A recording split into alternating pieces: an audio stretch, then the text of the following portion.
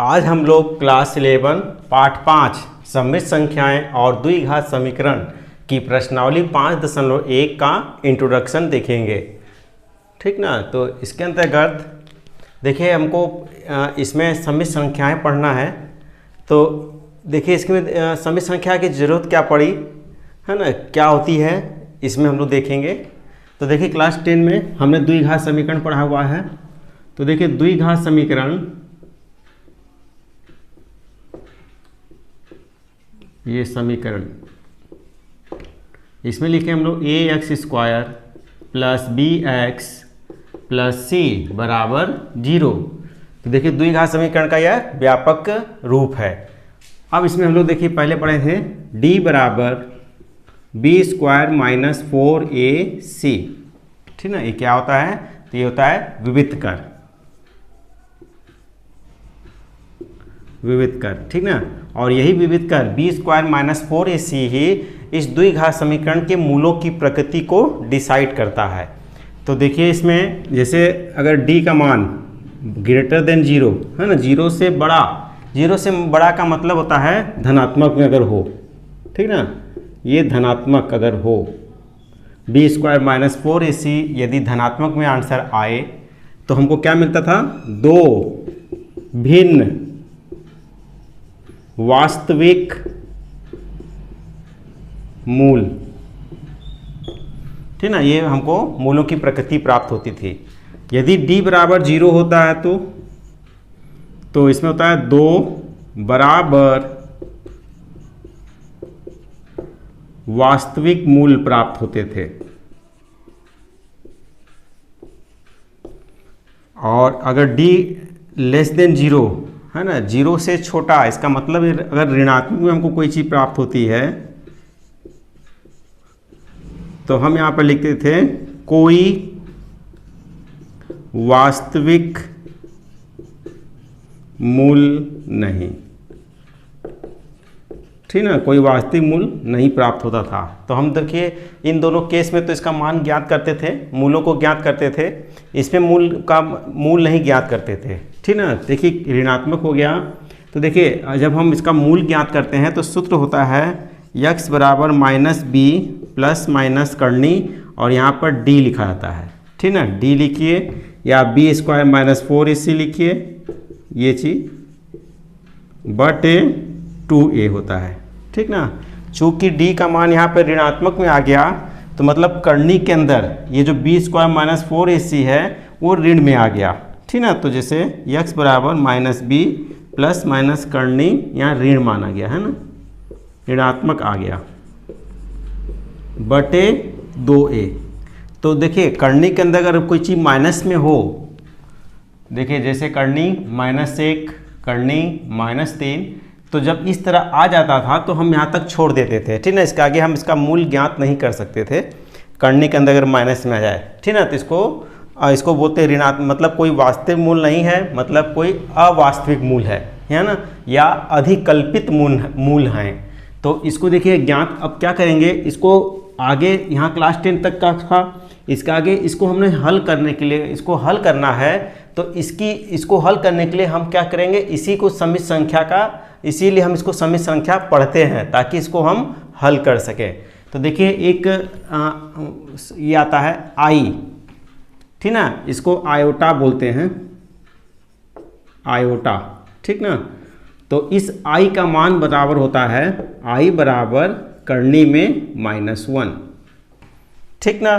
तो i बराबर जब कभी -1 में आए तो हम इसको i मान लेंगे। ठीक ना। अब देखिए अगर i का स्क्वायर करेंगे तो करनी हट जाएगी, तो मतलब i² बराबर -1 आ गया हमको। ठीक ना। अब देखिए अगर हम -1 का मान, देखिए करनी -1 का मान अगर ज्ञात करना चाहें तो हम यहाँ पे सिंपली i लिख सकते हैं। ठीक ना। और इस तरह अगर माइनस करनी -3 होगा तो हम इसको लिख सकते हैं -1 गुणे 3। ठीक ना। तो इसको अगर हम अलग अलग करें तो -1 गुणे करनी 3, तो इसका मान देखिए, या तो यहाँ पर देखिए इसको भी ऐसे भी लिख सकते हैं। देखिए यदि ये -1 है तो -1 के स्थान पर हम ये लिख सकते हैं i²। ठीक ना, और ये 3 लिखा हुआ है।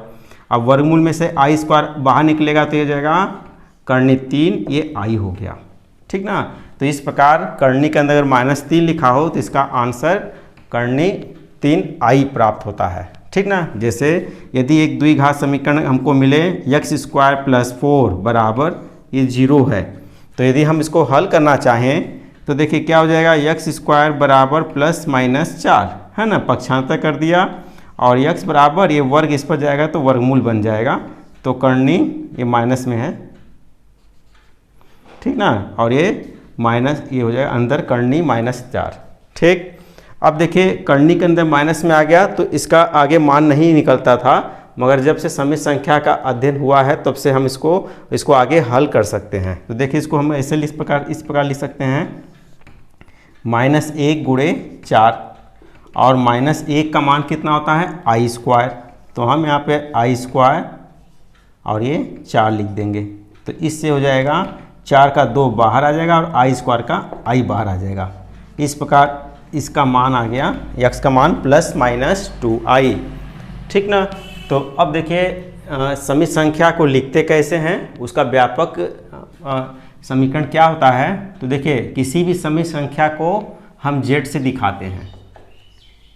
ठीक ना, और z बराबर होता है a + ib। ठीक ना, ये है समित संख्या को दिखाने का व्यापक रूप है ये। ठीक ना, जनरल फॉर्म है या व्यापक रूप है। तो इसको हटा देते हैं।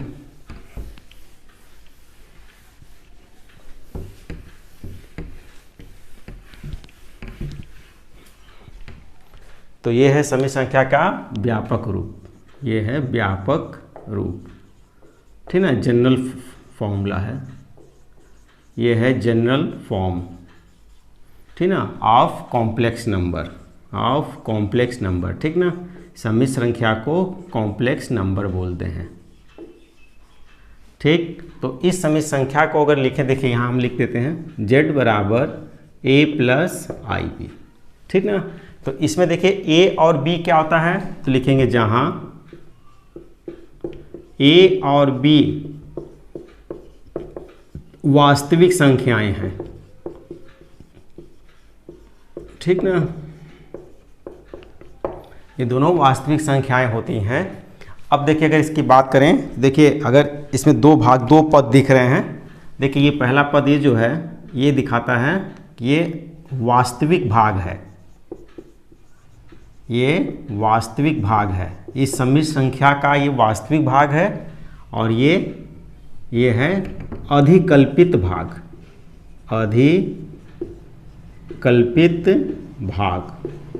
ठीक ना।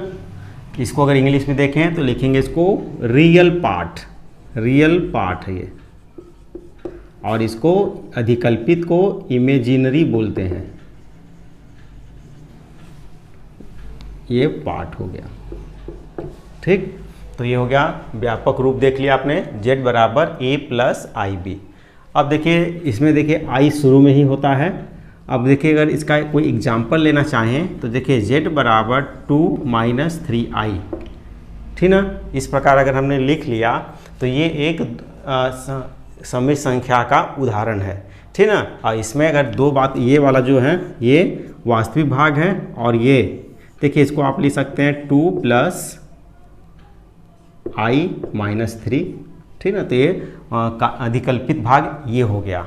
ठीक ना, अब देखिए यदि इसमें हम देखिए जैसे हमने लिखा z बराबर a + ib।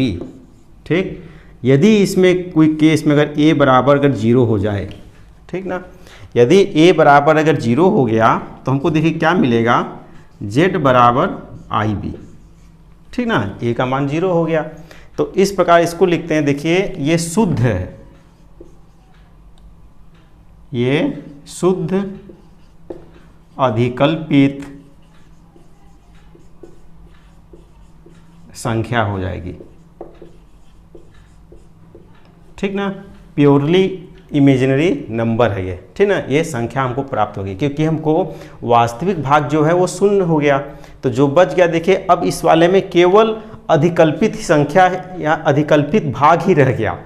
है ना, ये अधिकल्पित भाग रह गया, इसलिए इसको बोलेंगे कि ये शुद्ध अधिकल्पित संख्या है। जैसे इसका अगर उदाहरण ले लें, देखिए 2i हो गया या -5i हो गया, ये i को आगे लिख लेते हैं, ठीक ना, ये i आगे लिख लिया इस प्रकार। तो देखिए इसमें वास्तविक भाग तो है ही नहीं, तो इसको बोलेंगे शुद्ध अधिकल्पित संख्या हो गया, ठीक ना। और अगर ये पहला केस हो गया, और अगर यदि b बराबर अगर 0 हो जाए तो b बराबर अगर 0 हो गया तो यहाँ पर 0 मतलब ये पद ही खत्म हो गया, तो हमको क्या मिलेगा, देखिए कोई संख्या z बराबर a मिलेगा। मतलब ये जो भी है, अब इसमें इमेजिनरी पार्ट तो नहीं है, तो इसमें केवल वास्तविक भाग है।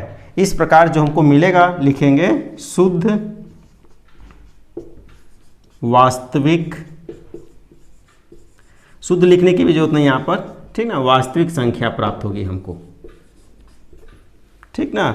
जैसे अब देखिए, जैसे 5 आ गया, -7 हो गया, 2 हो गया, ये सब संख्या आपको वास्तविक संख्या है भी। तो इस प्रकार देखिए ये है व्यापक रूप है, इसमें यदि वास्तविक भाग अगर 0 हो जाए तो हमको शुद्ध अधिकल्पित संख्या ही प्राप्त होगी, और यदि ये हो गया अधिकल्पित भाग अगर 0 हो गया तो हमको केवल वास्तविक संख्या ही प्राप्त होगी, ठीक ना। तो इस प्रकार देखिए समित संख्या के बारे में थोड़ा हमने पढ़ लिया। अब हम समित संख्या का बीजगणित पढ़ेंगे। बीजगणित मतलब कि दो समित संख्या का योग कैसे होता है, गुणा कैसे होता है, भाग, ठीक ना, घटाना, और इसमें कौन कौन से गुण अप्लाई होते हैं, ठीक ना। संवहक जैसे होता है, साहचर का नियम होता है, क्रम विनिमयता का नियम होता है, बंटन का नियम होता है। तो हम इसमें इस समित संख्या के दो समित संख्या का योग में देखेंगे, गुणा में देखेंगे, घटाना में देखेंगे और भाग में देखेंगे। तो अब देखिए अगला टॉपिक, देखिए समित संख्याओं का बीजगणित अब पढ़ेंगे, इसको इंग्लिश में बोलते हैं अलजेब्रा ऑफ कॉम्प्लेक्स नंबर, ठीक ना।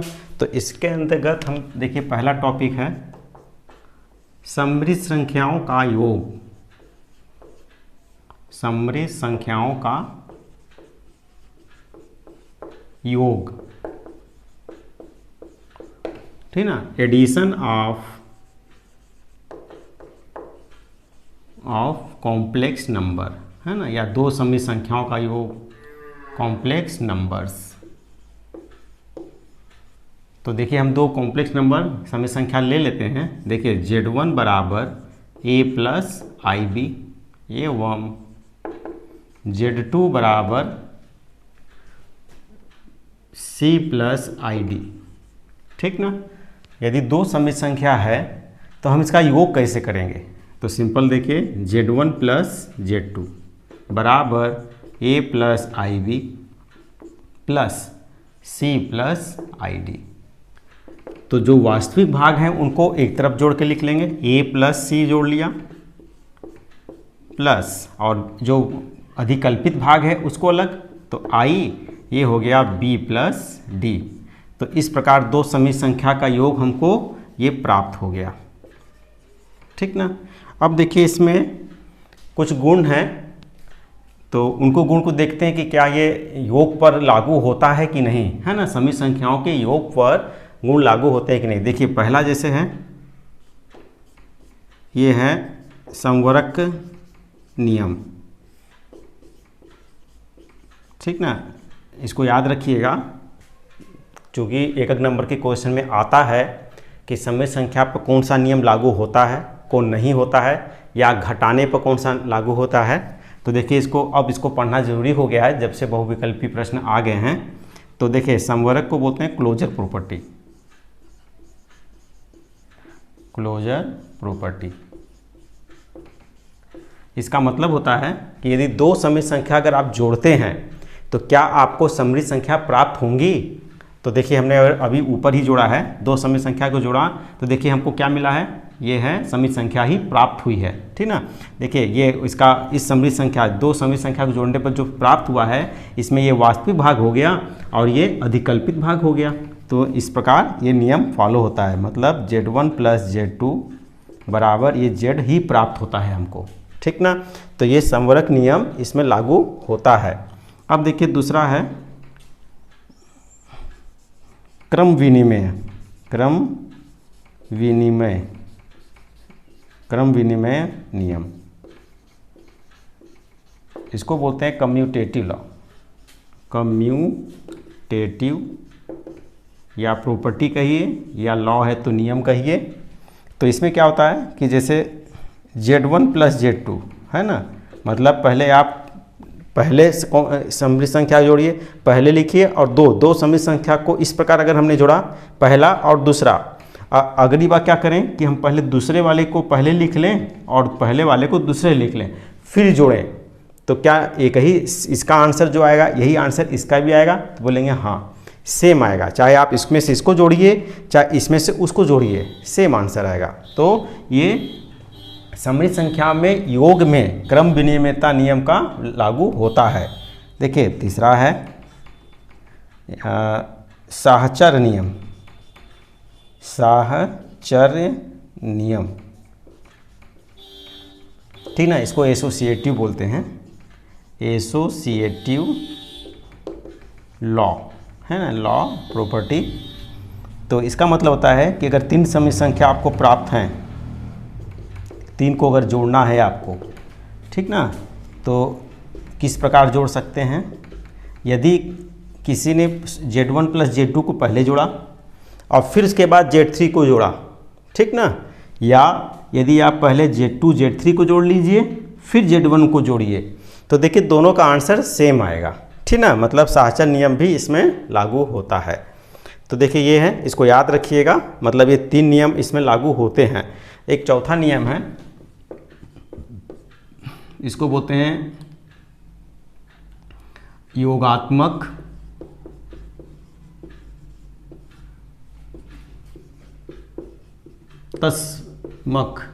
तत्समक का अस्तित्व, ठीक ना, जैसे बोलते हैं इसको एग्जिस्टेंस ऑफ एडिटिव,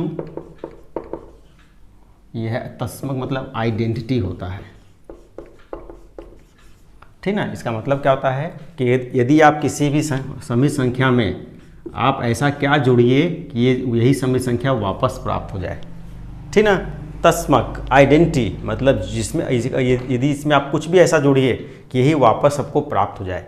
जैसे यदि आप जैसे कोई संख्या वास्तविक संख्या में देखिए, अगर 2 को में ऐसा क्या जोड़ें कि 2 ही हमको प्राप्त हो जाए, तो सिंपल यहाँ पर 0 जोड़ दीजिए तो आपको ये 2 ही प्राप्त हो जाएगा। इस प्रकार हम यहाँ पर ये 0 ही जोड़ेंगे तभी हमको प्राप्त होगा।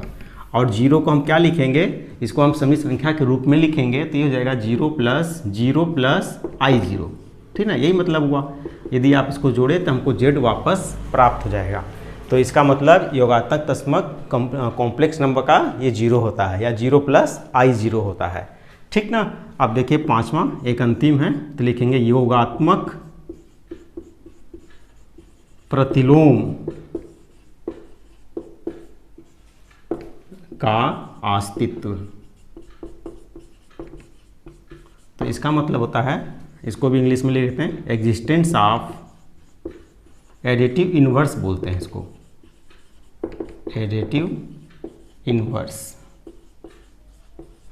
ठीक ना। मतलब जैसे कि किसी सममित संख्या में ऐसा क्या जोड़ें कि हमको इसका 0 आए, ठीक ना। तो हम अगर इसको 0 चाहिए तो हम इसके ही विलोम से ही इसको जोड़ेंगे ना, बराबर 0 आएगा, ठीक ना। देखिए जैसे अगर 4 में 4 ही जोड़े -4 ही जोड़ेंगे तभी ये 0 प्राप्त होगा, ठीक ना।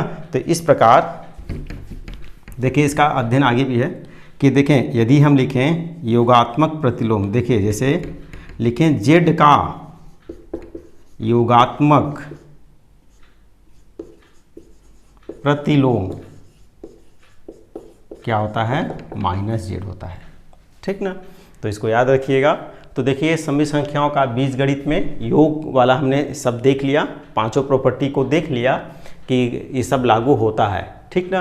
अब देखिए इसके आगे देखेंगे योगात्मक संख्याओं का घटाना, ठीक ना। तो घटाना देख लेते हैं। देखिए अब है सममित संख्याओं का घटाना, ठीक ना। तो इसके अंतर्गत क्या होता है, यदि हम दो संख्याओं को घटाएं तो देखिए Z1 माइनस Z2, ठीक ना, ये हो जाएगा A plus IB minus C plus ID। तो जब इसको हम ब्रैकेट ओपन करेंगे तो ये सब माइनस में हो जाएगा, -ID। अब इसमें हम वास्तविक भाग जो है उसको एक साथ लिख लेते हैं, लिखेंगे a माइनस सी अलग और जो अधिकल्पित भाग है उसको अलग लिख लेते हैं। तो इस प्रकार हमको प्राप्त हुआ। तो देखिए यदि हम दो समित संख्या को घटाएंगे भी तब भी जो हमको प्राप्त हो रहा है वो भी समित संख्या ही प्राप्त है, ठीक ना। तो इस प्रकार कह सकते हैं कि एक समवर्ग का नियम घटाना में भी फॉलो होता है, ठीक ना। इसका मतलब तो ये हुआ किसी भी समित संख्या को घटाएंगे आप तो हमको समित संख्या ही प्राप्त हो रही है, तो क्लोजर प्रॉपर्टी फॉलो होता है इसमें। अब देखिए क्रम विनिमयता का नियम जो है इसमें देखिए घटाने में याद रखिएगा क्रम विनिमयता नियम और साहचर्य का नियम फॉलो नहीं होता है।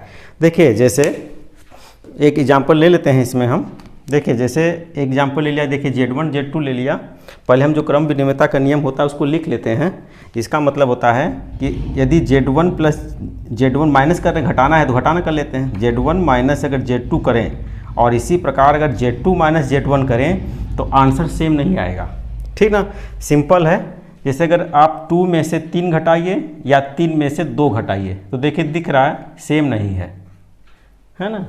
तो इस प्रकार क्रम विनिमयता का नियम लागू नहीं होता इसमें, तो इसको याद रखिएगा, घटाना में लागू नहीं होता। इसी प्रकार साहचर्य का नियम होता है, यदि आप Z1 ये नहीं हुआ, Z1 minus Z2 minus Z3 कर रहे हैं, ठीक ना। इसके बाद यहाँ लिख रहे हैं Z1 minus Z2 minus Z3।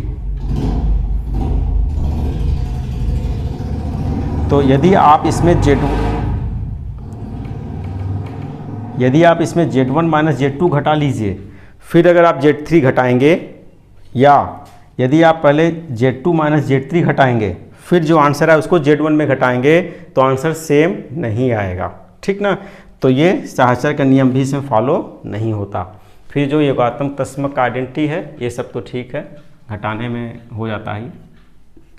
तो योगात्मक तस्मक का अस्तित्व और ये सब देखिए इसमें क्या है, जो 5 गुण हैं नियम हैं इनमें से यही 2 घटाने के संग लागू नहीं होता है, ठीक ना। तो इस प्रकार हमने देख लिया समित संख्याओं का घटाना। अब हम देखेंगे इसमें समित संख्याओं का गुणनफल। देखिए अब लिखेंगे समित संख्याओं का गुणन। तो इसके अंतर्गत हम पहले 2 समित संख्या ले लेते हैं, Z1 बराबर a प्लस IB और Z2 बराबर C प्लस ID। अब हम इनको गुणा करते हैं, Z1 गुणे Z2 बराबर a प्लस IB और C प्लस ID, ठीक ना। गुणा कर रहे हैं तो इसमें देखिए क्या होगा, इसका गुणा इन दोनों में करा जाता है तो AC हो जाएगा प्लस IAD हो गया, प्लस इसका गुणा इसमें करेंगे, इनका दोनों में करेंगे तो ये जाएगा IBC प्लस I स्क्वायर और BD हो जाएगा, ठीक ना। तो ये हो जाएगा, देखिए इन दोनों का एक साथ ले लेंगे, इसका देखिए I स्क्वायर का मान माइनस होता है तो लिख लेते हैं एक बार AC IAD IBC और ये हो जाएगा माइनस BD, ठीक ना। तो इसमें वास्तविक भाग ये जो बचे उनको एक साथ लिख लेते हैं हम लोग। तो ये हो गया AC माइनस BD और IAD प्लस BC, ठीक ना। तो ये हो गया हमको 2 संख्याओं का गुणनफल, है ना। समित संख्या गुणनफल करेंगे तो हमको जो प्राप्त होगा वो फिर ये समित संख्या ही प्राप्त होगा। तो इस प्रकार देखिए, यदि इसके अंदर पहला देखें समवर्ग नियम का, समवर्ग नियम, तो इसको देखिए क्लोजर प्रॉपर्टी बोलते हैं या नियम है तो लॉ लिखिए, ठीक ना, क्लोजर लॉ या प्रॉपर्टी। तो ये होता है 2 समित संख्या को अगर आप गुणा करेंगे तो जो उत्तर में आएगा वो भी एक समित संख्या ही होंगी। दूसरा देखते हैं इसमें, ये हो गया क्रम विनिमयता का नियम, क्रम विनिमय नियम, इसको बोलते हैं कम्यूटेटिव प्रॉपर्टी या लॉ, कम्यूटेटिव लॉ। तो कम्यूटेटिव लॉ में क्या होता है, जैसे यदि आप Z1 गुणे Z2 करिए या Z2 गुणे Z1 करिए तो सेम आंसर आएगा, ठीक ना। थर्ड में देखिए ये होता है साहचर्य का नियम, साहचर्य नियम, इसी को एसोसिएटिव प्रॉपर्टी बोलते हैं, एसोसिएटिव लॉ है ना, नियम है तो लॉ। इसमें होता है अगर 3 समी संख्या हो तो अगर आप Z1 into Z2 into Z3 करिए, इस प्रकार लिख लिया, तो यदि आप पहले Z1 इंटू Z2 करिए फिर Z3 करिए, या पहले Z2 इंटू Z3 करिए फिर Z1 करिए, सेम आंसर आता है। तो इस प्रकार 3 देखिए। अब देखिए चौथा है, ये है गुणात्मक तत्समक का अस्तित्व। ठीक ना, तो लिखेंगे मल्टीप्लिकेटिव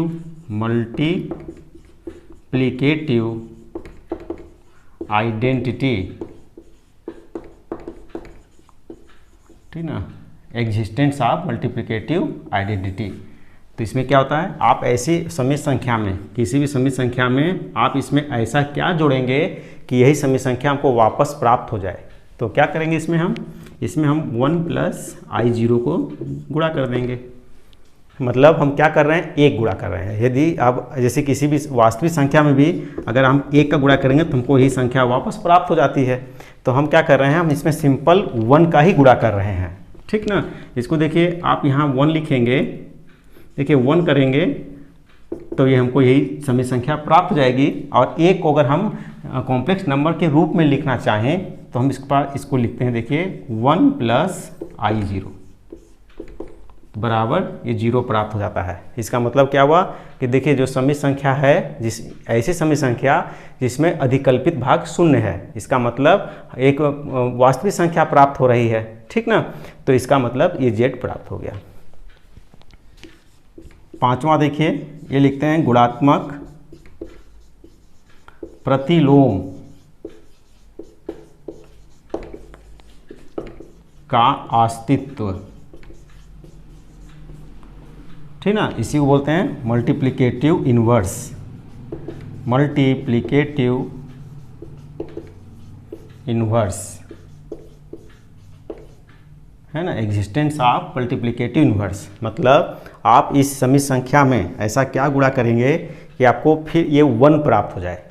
ठीक ना, तो आप क्या करेंगे, इसके व्युत्क्रम से ही गुणा कर देंगे तो ये आपको ये 1 प्राप्त हो जाएगा। ठीक ना, सेम चीज़ है, कट जाएगा ऊपर नीचे तो 1 प्राप्त हो जाएगा। तो इसका देखिए ये आपको आगे यूज में भी आएगा। तो किसी भी संख्या का इस देखिए, इसको आप क्या लिख सकते हैं, Z गुणे ये Z का इन्वर्स ऐसे भी लिखते हैं। ठीक ना, तो आगे इसको विस्तार से बताया जाएगा। देखिए ये जो गुणनफल में है ये सभी हमने इसमें गुण लिख दिया। अब इसमें एक बचता है भाग का, है ना, समी संख्याओं का भाग में क्या करते हैं। ठीक ना, तो उसको पढ़ने के पहले हम इसका समी संख्याओं का संयुग्मी पढ़ेंगे। ठीक ना, कंजुगेट ऑफ कॉम्प्लेक्स नंबर।